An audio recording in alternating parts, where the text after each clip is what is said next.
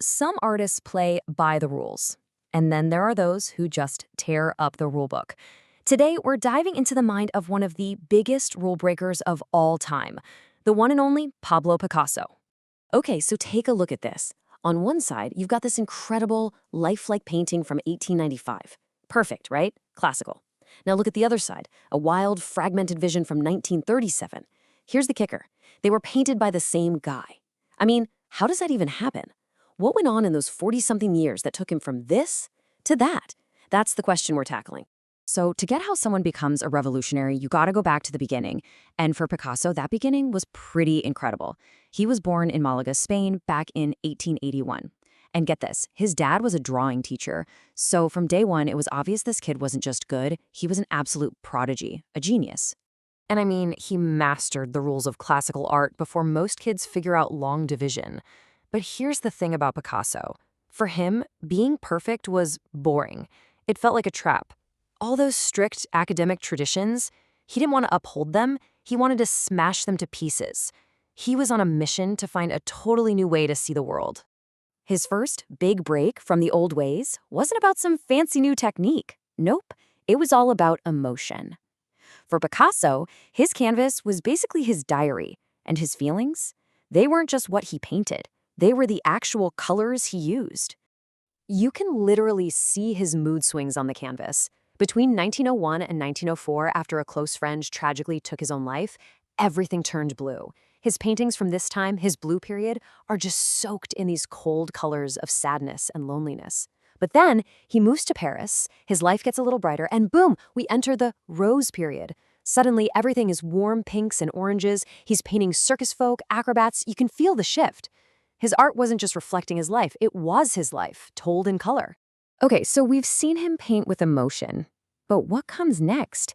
This is where everything, and I mean everything, changes. If his blue and rose periods were like little tremors, what he did next, Cubism, was the massive earthquake that completely redrew the map of modern art. There was no going back after this. And this whole artistic revolution, it kicked off with one single painting. In 1907, Picasso drops Les Demoiselles d'Avignon on an unsuspecting world. And people were shocked. I mean, it was jagged, aggressive, totally jarring. With this one single piece, Picasso basically declared that all the old rules were dead. This was the birth of modern art. So, what exactly was this crazy new idea? Well, it all boiled down to a single mind-bending question. How do you take a real 3D object and paint it on a flat canvas, but show every single angle, the front, the back, the sides, all at once? Okay, let's dive into this because the answer was genius. It was basically a two-step process. Step one, deconstruction. Picasso and his buddy Georges Braque would take something, say a person or a guitar, and just break it down into simple shapes, cubes, triangles, you name it. Step two, reconstruction. They'd stick all those shapes back together on the canvas, but here's the trick. They'd show them from all different viewpoints at the same time. It's like seeing the front of a face and the side of a face all mashed together. This was more than a new style. It was a full-on assault on the way artists had been painting for like 500 years. And of course, Picasso didn't just stop there. The style kept evolving. It went from that breaking things down phase, which we call analytical cubism, to something even wilder, synthetic cubism. This is where he starts doing something that sounds totally nuts. He starts gluing bits of the real world, like actual newspaper clippings or pieces of fabric, right onto the canvas.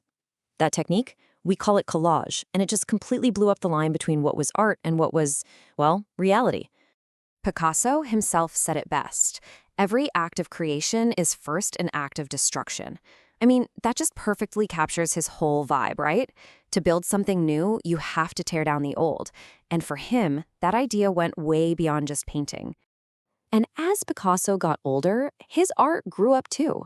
It got a new purpose.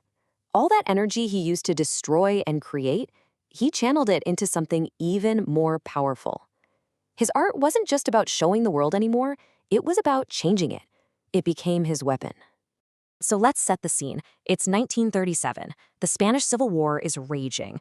The small town of Guernica is absolutely devastated by a bombing raid. It was a horrific, brutal attack on innocent people. How did Picasso respond?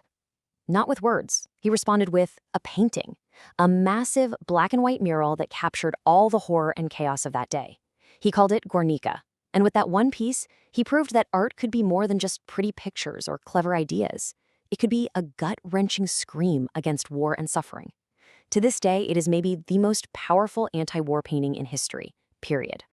So when you look back, how do you even begin to wrap your head around a legacy this huge? Because Picasso wasn't just a painter who invented a style or two.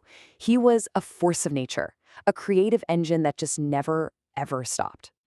I mean, painting just wasn't enough for him. His creativity spilled over into everything. He made incredible sculptures, he completely changed the game in ceramics, he even designed sets for plays. If it was visual, Picasso was there, turning it on its head. And the amount of stuff he made, it's just mind-boggling. We're talking an estimated 50,000 plus works of art over his lifetime. 50,000! That's not just being prolific. That's a pure, relentless obsession with making things. It really all comes back to something Picasso said. Art is the lie that enables us to realize the truth. Think about that. He took reality, smashed it into a million pieces, and then put it back together in a way that felt more honest, more true to the human experience. He showed all of us that sometimes, by looking at the world unrealistically, we can understand it more deeply.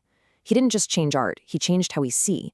And that, right there, is a revolution that never ends.